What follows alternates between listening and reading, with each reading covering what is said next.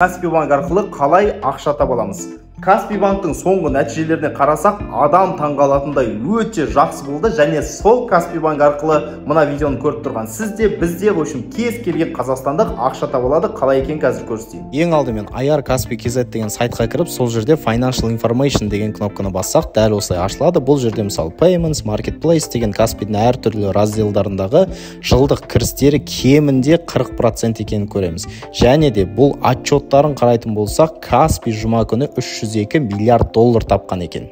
Бұған қоса Каспий 100 миллион долларға акциясын байбек жариялады. Яғни өзінің акциясын қайта сатып алады. Бұлар акцияның бағасының көтеруіне әсер етеді. Бұл бір. Екіншіден, Колеса группты да Каспий банк толықтай сатып алды. Каспий арқылы ақша табу үшін халық банкқа кіріп Investment деген нүктені басатын болсақ, сол жерде бізде инвестициялық счет ашылады. Сол жерде поискқа кіріп Каспийдің акциясын тауып аламыз да, купить деп басамыз, яғни Каспийдің акциясын